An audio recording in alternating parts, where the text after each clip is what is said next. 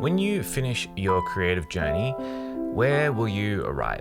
What does your life look like at the end of that journey, and how will you feel when you get there? If your creative pursuit is a hobby or something you're just doing for fun, then perhaps you don't really need to reach so deeply into your existentialism to answer these questions. The ride of the undulating unknown is a fun one to be on, after all. But if you take your creativity at least somewhat seriously, if you are a creative by trade or you aren't currently but you'd like to be, then these are the types of questions that you'll eventually have to answer. As corny as it sounds, this is goal setting for creatives. And I'd argue that for us creatives, it is perhaps more critical for us than for anyone else in any other profession. Creativity, art, and the idea of doing something that is inherently a luxury, which all art is, lulls most people, most humans, into a sense of comfort and a sense of satisfaction. And as creatives, we have the requirement to not only have an eye on the success and the future of the thing that we're doing, but we also need to enjoy the process of doing it. More so than many other professions. There's a sense of play that's necessary to be our best as creatives. And, when things are going well, when we have, that confluence of moving towards something in a state of play and that eye on the future as well, then we are successful.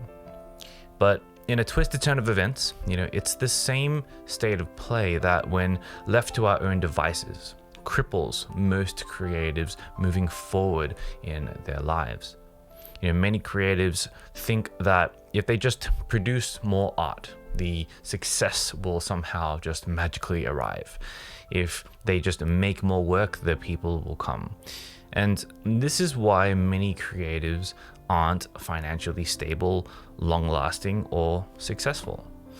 And I'll be honest with you, the half-life of a creative in 2023 is pretty short for most people.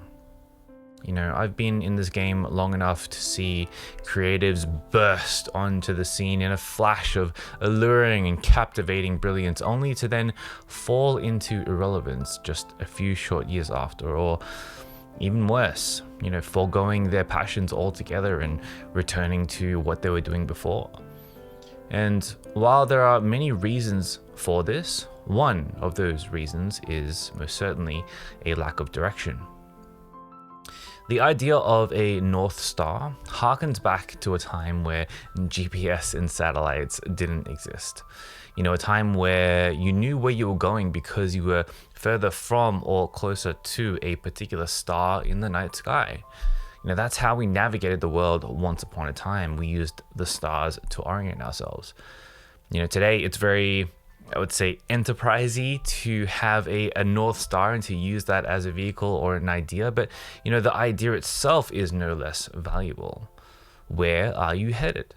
Where do you want to walk to? What's the destination? And what do you receive by going there? What is your life going to be like once you're there? Or better yet, how will your life be like once you're there, in a world dictated by you on your own terms? The answer to that is how you will orient yourself as a creative, and it's how you will set the direction of where you want to go. From that understanding, the path forward is the easy part. Reverse engineering how to get there takes about an hour on Google and just a little bit of forward planning. It's not that complicated. The hard part is knowing where to go, because a destination worth pursuing is a path worthy of staying on and sticking to. And the latter is the hard part here, sticking to it. But if you do stick to it, perhaps your creativity will lead you to a long, fruitful, satisfying career leading an agency or a company. Or perhaps your creativity is a long string of education-infused moments, each touchpoint impacting more people than the last. Or perhaps your creativity successfully blends art and commerce together, leaving the entire industry better than when you first started.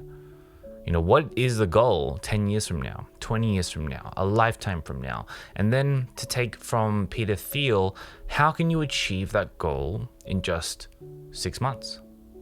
And I mean it. Like, think of your biggest goals. Think of your future life and future lifestyle, something you think will take decades to achieve. And then as a thought exercise, think about how you could achieve that goal in just 6 months, and then go out and try and do it. And the time it takes to reach that success, regardless of whether or not it actually does take 6 months, is always going to be shorter than you think it will be. And once you reach that success, do the same exercise again. Think 10 years out, and then think about how you can cut that down by 95%. As an example, for me, the big themes of my last decade have revolved around the idea of freedom. Time freedom, location freedom, financial freedom.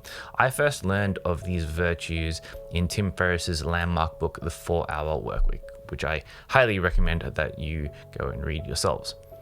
But freedom for me is to be able to control all of your time. To not be booked up with meetings or obligated to do things you don't want to do, to not be tied to any place at any time, not for career, not for finance, not for anything, to stay at a place only because you want to, and then to have enough money to do what you want to do when you're there, to not worry about where the next meal will come from, or how much a flight costs to the other side of the world, or whether it's economically feasible to splurge on a nice hotel. These were the themes behind my most recent goals. Most certainly a decade or more worth of goals for most people, but I set these goals for a future decade older version of me, just 5 years ago, and it took me only 3 years to reach them all. And that's not to brag. I care next to nothing about what people think about me. Rather, it's to show that if I can do it, if I can condense down a decade's worth of goals into just a few years, then you can definitely do it too. So, what's at the end of your creativity?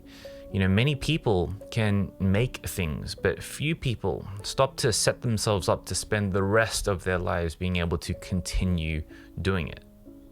Play with purpose, creativity with direction, life with intention.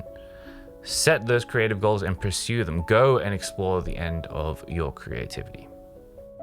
Alrighty, if you liked this video, this is actually the spoken version of an issue from my newsletter, Creative and Process. So if you loved this kind of thought-provoking, action-based essay, well, you can get something like this in your inbox every single week. Just head over to patkay.com/creative and process and sign up to the free newsletter. All right, that's it for this video. If you enjoyed it, please consider subscribing. I'll see you in the next one, but until then, get out there and make something that matters. Peace.